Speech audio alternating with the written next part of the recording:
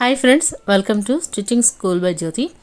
ఈరోజు వీడియోలో ఇక్కడ మీరు చూస్తున్నారు కదండి, ఇలాగా బార్డర్ వచ్చినటువంటి సిల్క్ శారీస్కి మనం ఏ విధంగా ఫాల్ కానీ లేదా హ్యాండ్స్ కానీ అటాచ్ చేసుకోవాలి లైనింగు అనేది చూపిస్తున్నాను.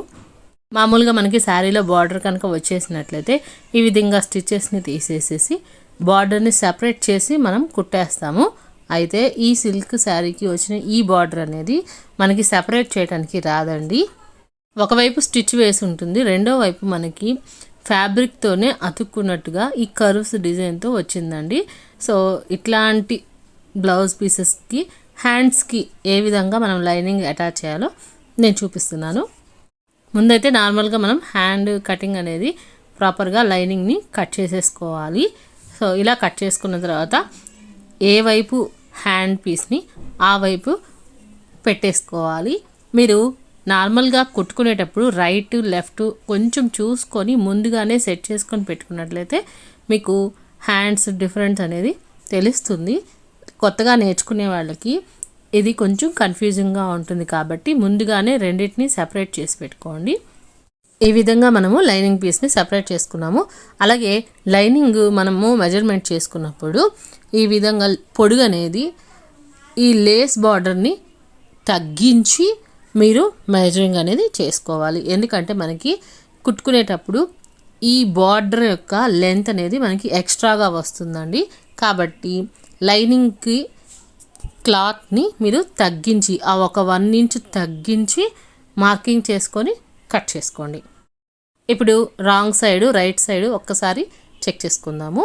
ఈ విధంగా మెయిన్ ఫ్యాబ్రిక్ని నేను రాంగ్ సైడ్ పెట్టుకుంటున్నాను, కనిపిస్తుంది కదా వీడియోలో.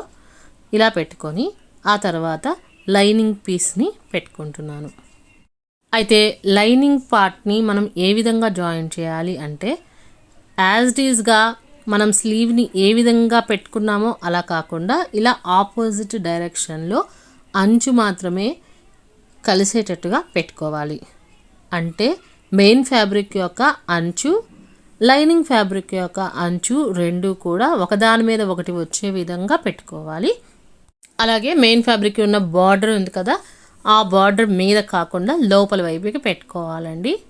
ఈ విధంగా అంటే మెయిన్ ఫ్యాబ్రిక్ని రాంగ్ సైడ్న అలాగే లైనింగ్ని రాంగ్ సైడ్న ఇద్దరిని కూడా ఎడ్జెస్ని యాడ్ చేసేసుకోవాలి. ఈ విధంగా ఇప్పుడు లైనింగ్ ఫ్యాబ్రిక్ని మనం లోపల వైపుకి మడుచుకోవాలి. అంటే నార్మల్గా మనం హ్యాండ్స్ని రివర్స్ చేసి వేస్తూ ఉంటాం కదా, ఆ విధంగా రివర్స్ చేసి మళ్ళీ పైనుంచి ఒక కుట్టు అనేది వేసుకోవాలి. చూడండి, ఇక్కడ మనకి బార్డర్ అనేది ఎక్స్ట్రాగా కనిపిస్తుంది కదా.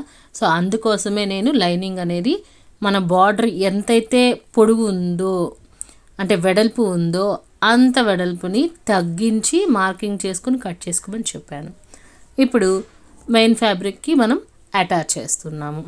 సో ముందైతే మనము బార్డర్ దగ్గరే మళ్ళీ పై వైపు నుంచి ఒక కుట్టు అనేది వేసుకుంటున్నాము. మనకి ఖర్చు అనేది అసలు కనిపించదు. అయితే లైనింగ్ వైపు నుంచి కాకుండా మెయిన్ ఫ్యాబ్రిక్ మీద నుంచి దీన్ని మనము కుట్టు అనేది వేసుకుంటున్నామండి. చూడండి, మనకి బార్డర్ అనేది ఈ విధంగా కనిపిస్తుంది కదా. సో బార్డర్ మీదనే వచ్చే విధంగా ఒక కుట్టు అయితే వేసుకుంటున్నాము. ఇలాంటి బార్డర్స్ శారీస్కి చాలా అందంగా ఉంటాయి. అయితే మనకి కుట్టేటప్పుడు మటుకు కొంచెం కష్టంగా ఉంటుంది. ఈ చిన్న టెక్నిక్ కనుక తెలుసుకున్నట్టయితే మనం చాలా ఈజీగా కుట్టేయచ్చండి.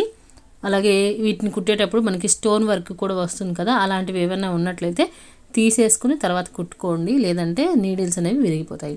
చూడండి, మనకి మొత్తం హ్యాండ్కి లైనింగ్ అటాచ్ చేసిన తర్వాత ఈ విధంగా కనిపిస్తుంది. మనకి ఖర్చు అనేది లేదు, అలాగే ఈ బార్డర్ని మనము కట్ చేయలేదు.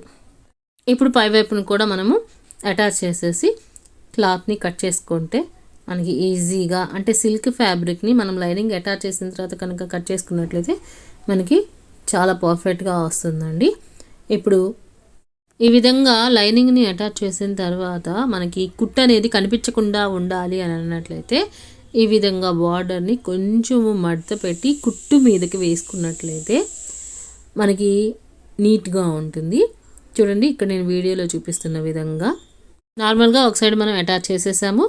మళ్ళీ దాన్ని రివర్స్ చేసి ఇలా పెట్టుకున్న తర్వాత కింద ఉన్న బార్డర్ని కుట్టు మీదకి పెట్టుకొని కుట్టుకుంటున్నాము.